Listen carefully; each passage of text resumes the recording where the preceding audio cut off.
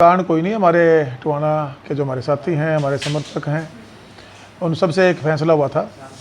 उन्होंने ही पार्टी में उस टाइम ज्वाइन कराया था। पार्टी की टिकट पे मुझे चुनाव लड़वा कर विधानसभा भेजने का काम किया था और उन्हीं का फैसला था कि अब आप पार्टी की जो जिम्मेवारी है उनसे बाहर मुक्त हों और आगे की रणनीति बैठकर हमारे जो साथियों बनाने में लगे हुए हैं। स्वागत करते हैं, लोकतंत्र का पर्व है। हरियाणा प्रदेश की जनता से ज़्यादा मतदान करें, जो नए वोटर हैं वो मतदान करें और अपने जनप्रतिनिधि को चुनें जो आपके हकों की लड़ाई लड़ सके।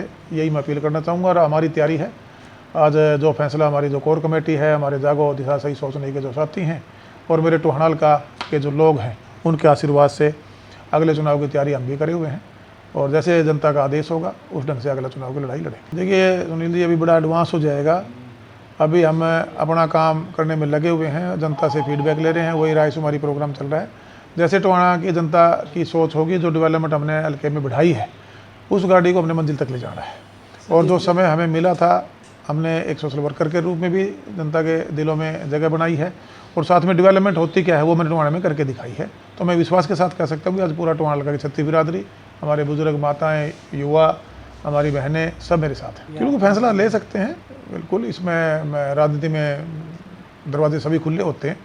जो टोहाना के हमारे जनता अगर पार्टी के साथ, नेताओं के साथ जो बातचीत है, अगर टोहाना के हकों की लड़ाई हम लड़ेंगे, पहले भी लड़ी, आगे भी लड़ेंगे। और जनता के आसपास लोकतंत्र है, प्रजातंत्र है, सबका अधिकार है और सबको चुनाव लड़ना भी चाहिए और पार्टी से टिकट मांगना भी सबका अधिकार है।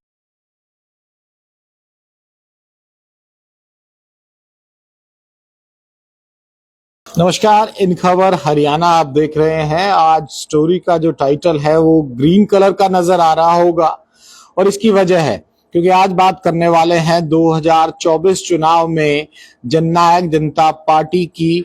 और जननायक जनता पार्टी के सामने चुनौतियां हजार हैं और 7 चुनौतियां तो ऐसी हैं, विधायकों के तौर पर पलायन हो चुका है। कुछ लोग जुड़े, सवाल करें तो सवाल करने के बाद उनके जवाब भी ढूंढने की कोशिश करेंगे। और दर्शकों के लिहाज से तो मेरा पहला सवाल दर्शकों के लिए यही है, जो कि कमेंट करके आप लोग बताएं, क्या जननायक जनता पार्टी इस चुनाव में 90 के 90 विधानसभा चुनावों पर उम्मीदवार ढूंढ पाएगी?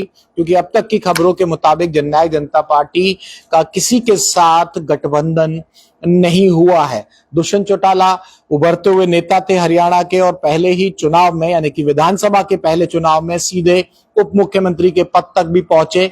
लेकिन अब मामला पूरी तरह से खराब हो चुका है और खराब इस लिहाज से हुआ है, अनूप धानक जो कि मंत्री थे मनोहर सरकार में और जननायक जनता पार्टी के कोटे से, उन्होंने भी अपना, जैसे ही आचार संहिता लगी, इलेक्शन का अनाउंसमेंट हुआ हरियाणा में 1 अक्टूबर और 4 अक्टूबर की तारीखें सामने आई, उन्होंने पार्टी को टाटा बाय बाय कहने का काम किया। ऐसे में अब कौन कौन बचा है जननायक जनता पार्टी के पास, ये महत्वपूर्ण है। जेजेपी के 10 विधायक चुन कराए थे 2019 में, जिसके दम पर सत्ता की चाबी, जो कि उनका चुनाव चिन्ह भी है, सत्ता की चाबी भी मिली। मनोहर सरकार में उप मुख्यमंत्री का पद भी मिला, अनूप धानक भी मंत्री बने और फिर जब कोटा बढ़ा तो कोटा बढ़कर देवेंद्र बबली, एक और जननायक जनता पार्टी के जो विधायक थे, उनको भी मौका मिला मंत्री बनने का, पंचायत मंत्री बनने का। लेकिन गठबंधन टूटने के बाद जो मुसीबत है इस पार्टी का कम होने का नाम नहीं ले रही। लगातार इस्तीफों का दौर है, कुछ ने इस्तीफा दिया है, कुछ पार्टी के साथ नहीं चल रहे हैं। और जो कौन कौन बचे हैं, खुद दुष्यंत चौटाला जो कि उचाना कला से विधायक हैं, वो पार्टी में है क्योंकि पार्टी उनकी है।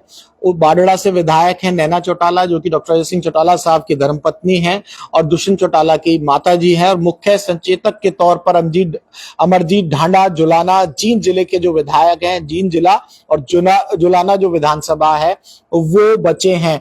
यानी कि 10 चुनकर आए थे और 10 चुन के आने के बाद अब सिर्फ 3 बचे हैं।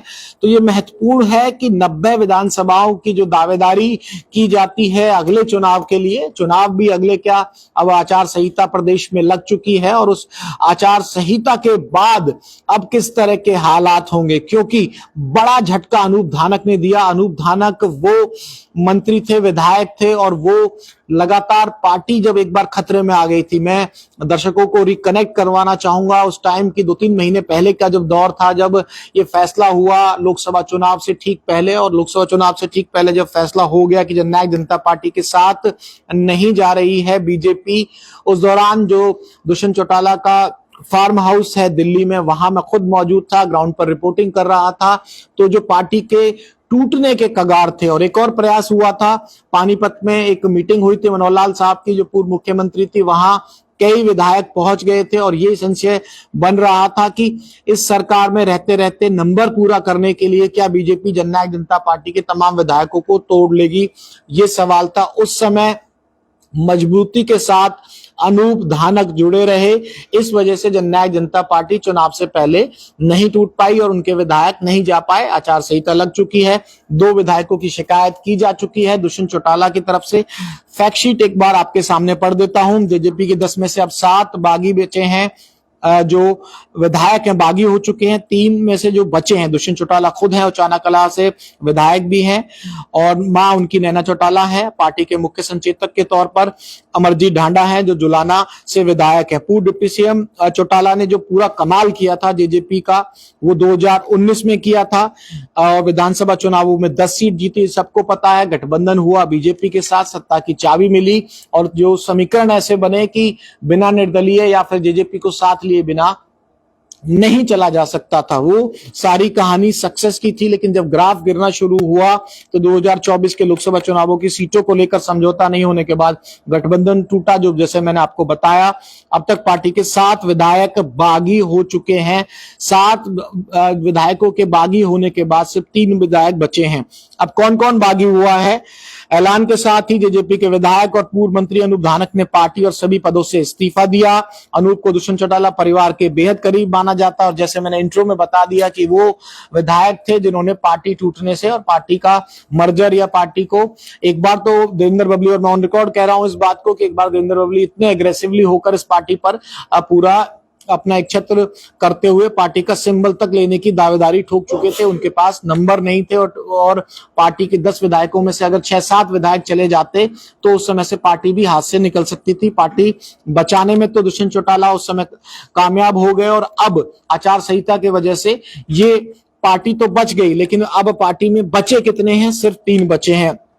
और सबसे पहले बगावत की शुरुआत करने वालों में कौन थे? नारनौल से जो रामकुमार गौतम है, दादा गौतम जिन्हें कहा जाता है, खुले मंचों से विधानसभा के पटल पे और विधानसभा की मीटिंग रूमों में जिस तरह की भाषा वो इस्तेमाल करते थे, और लगातार कई शब्द है उसको शायद यहाँ नहीं बोलना चाहिए, खास है वो शब्द आप दर्शक समझ जाएंगे कि किस तरह से लगातार हमलावर होते थे दादा गौतम। और दादा गौतम की जो शुरुआत हुई थी कि सारे मंत्रालय खुद ले लिए और किसी को कुछ दिया नहीं, जिन्होंने दुष्यंत चौटाला को सत्ता तक पहुंचाया था इन विधायकों के दम पर।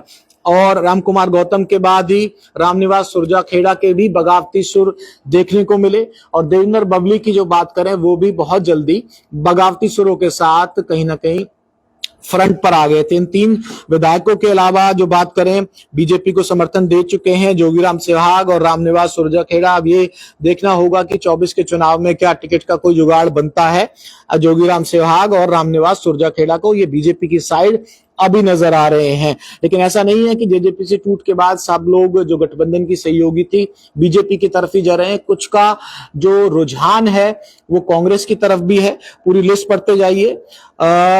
जो 2 की शिकायत रामनिवास सेवहाग और जोगीराम सेवहाग और रामनिवास सुरजाखेड़ा की शिकायत दी जा चुकी है स्पीकर को, और मुलाकात भी हुई थी, लेकिन उनकी सदस्यता अभी तक नहीं ली गई है और मामला पेंडिंग है ज्ञानचंद गुप्ता साहब के पास, यानी कि स्पीकर के पास। विधायक रामकरण काला ने शाहबाद विधानसभा से कांग्रेस की टिकट के लिए आवेदन कर दिया है। ये जानकारी इन खबर हरियाणा पर आपने देखी होगी, जिसने नहीं देखी नए दर्शक ने वो बता दूं कि 2 बीजेपी की तरफ चले गए, और एक जो रामकरण काला साहब हैं शाहबाद के विधायक हैं जेजेपी के, कांग्रेस की टिकट के लिए आवेदन कर चुके हैं।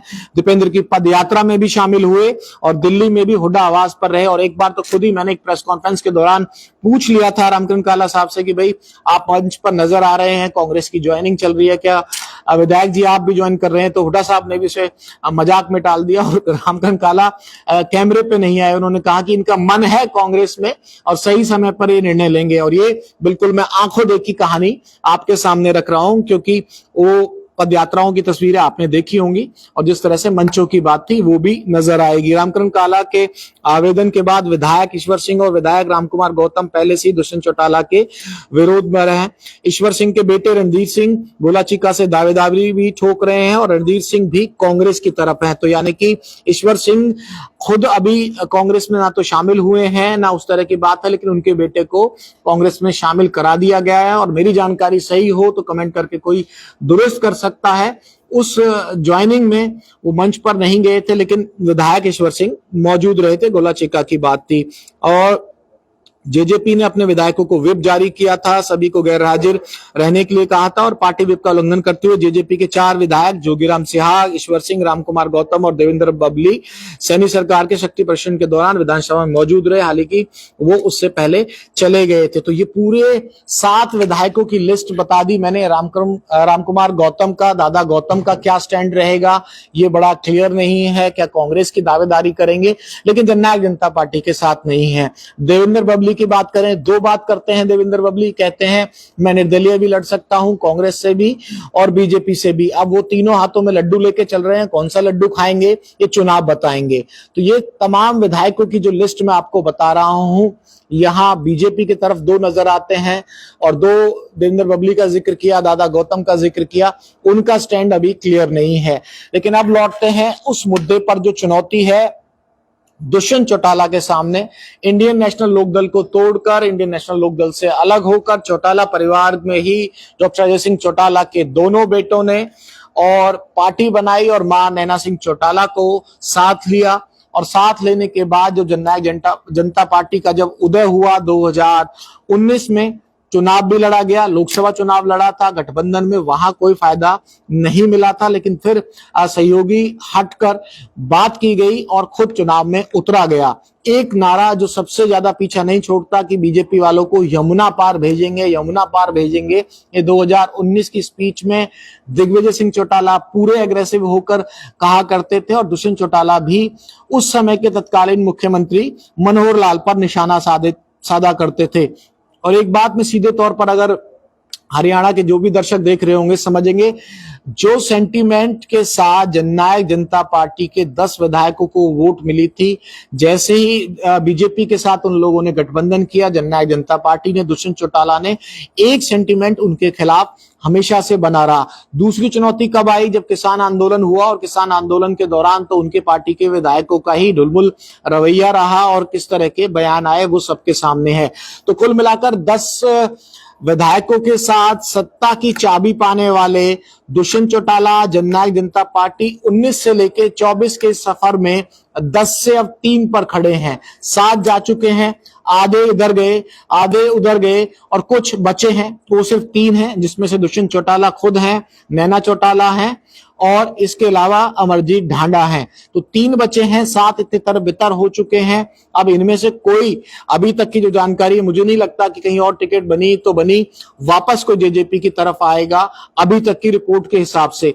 तो चुनौती ये है, 2019 में आपने चमत्कार किया, सत्ता की चाबी भी पाली, 10 विधायकों के साथ सत्ता की सीढ़ी भी चढ़ ली और तमाम वादों के साथ आप सत्ता में भागीदार बन गए। लेकिन लोकसभा के बाद जो खेल बिगड़ना शुरू हुआ है और सबसे बड़ा जो झटके के तौर पर अगर देखा जाएगा तो मौजूदा अनूप धानक का पार्टी छोड़ने का जो फैसला करना है, ये सबसे बड़े झटके के तौर पर देखा जाएगा। अब चुनौती ये है, और दुष्यंत चौटाला से पिछले दिनों ITV नेटवर्क पर जब बातचीत हो रही थी, उन्होंने कहा कि सब ट्रेनिंग लेकर चले जाते हैं और ताऊ देवीलाल ट्रेनिंग पार्टी नाम रख देना चाहिए, लोकदल में तमाम लोग आते हैं। ये तमाम चीजें अपनी जगह सही हो सकती हैं, लेकिन अब तो चुनाव आचार संहिता लग चुकी है, इलेक्शन कमीशन की तरफ से चुनावों की घोषणा की जा चुकी है। ऐसे में दुष्यंत चौटाला के सामने सवाल ये है कि दुष्यंत चौटाला आगे क्या करेंगे, जननायक जनता पार्टी क्या करेंगे। और हमला करने वालों में या फिर टांग खींचने वालों में डॉक्टर अजय सिंह चौटाला भी पीछे नहीं रहे, यानी कि उनके पिता जो कि पार्टी के राष्ट्रीय अध्यक्ष हैं, उन्होंने भी कहा दुष्यंत दिग्विजय कुछ एसी रूम में बैठकर कुछ इंग्लिश बोलने वालों के साथ लगे रहे तो कुछ गलतियां हुई हैं। और मैं उनकी माताजी को यानी कि नैना चौटाला को भी कोट कर सकता हूं, उन्होंने किसान आंदोलन को लेकर भी माफी मांगी थी। ये तमाम जो मुद्दे हैं ये जनता के सामने रहेंगे और लोकसभा चुनाव में बिल्कुल बिल्कुल भी नतीजे फायदेमंद नहीं रहे जननायक जनता पार्टी के लिए। जमानत बचना तो दूर, 2% से ऊपर भी नहीं जो वोट परसेंटेज मिला, ये काफी निराशाजनक प्रदर्शन नजर आया। और यहां ये महत्वपूर्ण था कि इन चुनाव में लड़ने वालों में खुद नैना सिंह चौटाला भी हिसार से चुनाव लड़ रही थी और उनका भी प्रदर्शन इनेलो के बाद रहा। ऐसे में चुनौती ये है कि जब 3 बचे हैं जेजेपी के विधायक और 24 से पहले जो पूरा सीन बिगड़ गया है, इसको जननायक जनता पार्टी किस तरह से सुधारेगी और जननायक जनता पार्टी के पास क्या ऑप्शन बचे हैं। ऑप्शंस की बात आती है तो पिछले दिनों चर्चाएं थी, हालांकि आधिकारिक रूप से कोई चर्चा नहीं थी, वो चर्चाओं का ही सोशल मीडिया के दौर का सीधा रिएक्शन दे दिया गया आम आदमी पार्टी द्वारा कि हम बिल्कुल भी नहीं जाएंगे जननायक जनता पार्टी की तरफ से।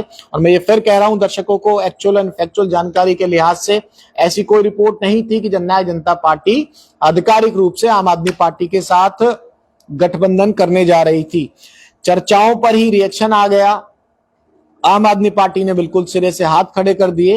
अब ऑप्शन ये बचता है, एक चर्चा जरूर चल रही है और मैं इसकी पुष्टि नहीं करूंगा, जो सांसद बन के आए हैं सहारनपुर से, रावण जिन्हें कहा जाता है, इनका जो टाइटल है, पूरा नाम छोड़िए तो रावण के नाम से ज्यादा फेमस है और बहुजन समाज पार्टी के इतर अपनी एक पहचान बनाकर एससी समाज में सांसद बनकर लोकसभा पहुंच चुके हैं और उनकी पार्टी के साथ गठबंधन की बातचीत हो रही है, ऐसी चर्चा है। लेकिन मेरे एक दो जो लीडर्स से बात हुई तो ये कहा गया कि अभी तक इस बारे में कोई बातचीत किसी से नहीं हुई है। ये तो हो गए तमाम वो नेगेटिव पॉइंट्स या फिर जो चुनौतियां हैं जननायक जनता पार्टी के सामने। एक जो बात है वो 2 बात बड़ी प्लस नजर आती है। ITV नेटवर्क के कॉन्क्लेव में, मंच में दुष्यंत चौटाला एक बड़ी बात कह के गए थे कि भाई 9-9, 10-10 दावेदार बीजेपी के पास भी हैं और दावेदार कांग्रेस के पास भी हैं। आप लोग इंतजार कीजिए, जब भगदड़ मचेगी तो ये देखना होगा कि कौन किस पाले में जाता है। और ये फॉर्मूला 2019 में काम आया था, जहां तक मेरी जानकारी है, मैं रिकॉल कर पा रहा हूं, 2 से 3 विधायक तो ऐसे थे जो दूसरे दलों की टिकट मांग रहे थे मजबूती से। ईश्वर सिंह का आप नाम ले सकते हैं, देवेंद्र सिंह बबली का नाम ले सकते हैं, जो सीधे कांग्रेस से या बाकी दलों से टिकट कटने के बाद जननायक जनता पार्टी में आए। थोड़ा अपना वजूद, थोड़ा जननायक जनता पार्टी का उस समय हिसार बेल्ट के आसपास का जो माहौल था उसमें सीधे विधायक बन गए। ये फिर फॉर्मूला 2024 में दुष्यंत चौटाला, जननायक जनता पार्टी, अजय सिंह चौटाला अपना सकते हैं, इसका वो hint on camera ITV network के मंच पर देखे गए हैं। और दूसरी एक जो सबसे बड़ी बात दुष्यंत चौटाला के पक्ष में जाती है, जब उनसे कहा जाता है, और ये माहौल तो ऐसा था कि लंबा किसान आंदोलन के बाद सबको नजर आने लगा था और जब भी हम मीडिया वाले उनसे बातचीत करते थे ऑन कैमरा या ऑफ कैमरा तो ऐसी बातें वो कहते थे। और एक सबसे बड़ी बात जो कहते हैं कि उम्र मेरे पास है, जितने हरियाणा के अभी मौजूदा एक्टिव लीडर्स हैं, पदों पर बैठे हुए लोग हैं, उनकी उम्र देख लीजिए और मेरी उम्र देख लीजिए। चुनौती है, संघर्ष करेंगे और दोबारा आएंगे। उचाना कला में कल उनका एक जो बयान आ रहा था वीरेंद्र सिंह के साथ, उनकी जो अदावत की कहानी है, यानी कि आमने सामने बयानबाजी जो चलते रहते हैं, उसमें भी उन्होंने साफ तौर पे कहा कि क्या आप उचाना कला से ही लड़ेंगे, तो उन्होंने साफ तौर पे कह दिया कि हाँ उचाना कला से ही लड़ेंगे, किसी को कोई संदेह है। ये चुनौतियां सर छोटूराम परिवार के वारिसों के बीच और ताऊ देवीलाल परिवार के वारिसों के बीच लगातार प्रदेश में चली आ रही थी। और जो उचाना कला विधानसभा है उस पर चौधरी वीरेंद्र सिंह का परिवार भी लगातार चुनाव लड़ता रहा है और चौटाला परिवार से भी चुनाव लड़े जाते रहे। पिछला चुनाव 2019 का इतिहास याद कर लीजिए। प्रेमलता जो कि चौधरी वीरेंद्र सिंह की धर्मपत्नी है, बीजेपी की टिकट पर हार गई थी और दुष्यंत चौटाला विधायक बनकर पहुंचे थे। तो उचाना कला से लड़ेंगे या ये भी हो सकता है कि 1 से ज्यादा सीटों पर लड़े। चुनौती है लोकदल के निकली हुई पार्टियों के लिए और ताऊ देवीलाल की जो विरासत या कहें उस विचारधारा की जो पार्टी थी, और विचारधारा की पार्टी छोड़िए उसके परिवार की जो पार्टी थी, उसके लिए भी चुनौती है। इंडियन नेशनल लोकदल ने एक समर्थन प्राप्त कर लिया है, गठबंधन प्राप्त कर लिया है, उसका नाम BSP है, बहुजन समाज पार्टी है। और बहुजन समाज पार्टी का दलित वोट बैंक को नकारा नहीं जा सकता। हालांकि लोकसभा चुनाव 2019 की आप बात करेंगे तो उदयभान को मैं अगर कोट करूं कि इन सबको मिला लिया जाए, बीएसपी को मिला लिया जाए, इनेलो को मिला लिया जाए और मिला लिया जाए जेजेपी का, तीनों का मिलाकर भी 3% से ऊपर वोट बैंक नहीं था। ऐसे में बीएसपी के साथ जाने से इनेलो का क्या फायदा होगा, ये देखने वाली बात होगी। लेकिन जो आज की जो लाइव है चर्चा आप लोगों के साथ, कुछ सवाल मैं यहाँ देख पा रहा हूं, उन सवालों के जवाब देने की भी मैं कोशिश करूंगा। ये सबसे बड़ी चुनौती है कि जेजेपी को अब किस तरह से सहारा बचेगा, क्योंकि 10 में से 7 जा चुके हैं और सिर्फ 3 बचे हैं। और एक बड़ी बात जो मैं चर्चा में कहता हूं, और जननायक जनता पार्टी और इंडियन नेशनल लोकदल दोनों ही नेताओं को ये पसंद नहीं आती है। मैं पूछता हूं क्या इनेलो रिवाइव कर जाएगी, और मैं ये पूछता हूं लीडर्स के साथ कि क्या इनेलो जो लोकदल और ताऊ देवीलाल का जो वोट बैंक है उस पर अब मजबूती के साथ 24 में अपना प्रदर्शन दिखाएगी। और चुनाव में जो भी नतीजा रहे, ये महत्वपूर्ण होगा इस चुनाव में कि इनेलो और जेजेपी में से कौन बेहतर प्रदर्शन करता है। इन दोनों के बीच में सरकार में कौन जाएगा नहीं जाएगा उसकी भविष्यवाणी नहीं करते। एक रेस तो पूरे राजनीतिक दलों के साथ इन दोनों दलों की है, लेकिन एक परिवार की रेस भी है। और परिवार की रेस में ओम प्रकाश चौटाला, हरियाणा के पूर्व मुख्यमंत्री की बात कर ली जाए, पिछले दिनों उनका एक बयान भी बड़ा वायरल हुआ। उन्होंने कहा कि मैं 117 सालों तक जीवित रहूंगा, मेरी फिटनेस है और मैं अभी भी लोगों के बीच एक्टिव हूं। और वो अभय सिंह चौटाला के साथ हैं। Indian national Lokdal party Om Prakash Chautala और अभय सिंह चौटाला मिलकर चला रहे हैं। तो उस चौटाला परिवार के और ओम प्रकाश चौटाला के बड़े बेटे अजय सिंह चौटाला के दुष्यंत चौटाला, दिग्विजय चौटाला, नैना चौटाला उस पार्टी को चला रहे हैं। तो ये चुनौती है, ये पूरी भूमिका बताकर ये है कि इनेलो और जेजेपी में से कौन लोकदल की वोट के साथ 2024 में अच्छा प्रदर्शन कर पाएगा। मेरा जितना छोटा मोटा सा राजनीतिक अनुभव है उसके लिहाज से मैं तो एक कमेंट कर देता हूं, शायद वो कमेंट नहीं करना चाहिए, कि हिसार की तरफ बढ़ गए थे। सिरसा में वोट बैंक जो हुआ करता था, जो पकड़ हुआ करती थी इंडियन नेशनल लोकदल की, वो कमजोर हुई है। और इसको लेकर अगर एक नेता का बयान मैं कोट करूं, जयप्रकाश जेपी है, वो लगातार कहते हैं कि पहले वहां भकाया, मतलब वहां लोगों को मूर्ख बनाकर सिरसा में राजनीति चलाई, फिर हिसार साइड आ गए तो वहां काम चल गया। लेकिन अब कोई नया ठिकाना ढूंढना पड़ेगा। अब हिसार में कितना बचता है मामला जननायक जनता पार्टी के पास, ये देखना होगा, क्योंकि लोकसभा चुनाव के नतीजे तो कोई ऐसा हिंट कर नहीं रहे हैं। तो कमेंट में आप कोई सवाल बाद में भी छोड़ सकते हैं। और फिलहाल आप जुड़े उसके लिए शुक्रिया। और तमाम जो डिबेट्स के पॉइंट हैं या फिर कहें चर्चा के जो पॉइंट्स हैं आप लोगों के बीच लेकर आएंगे। कमेंट में आप बता दीजिए इससे अलग अगली बार जब आपके सामने आए तो किस मुद्दे पर आप ये चर्चा, पूरी खबर जानना और समझना चाहेंगे। नमस्कार।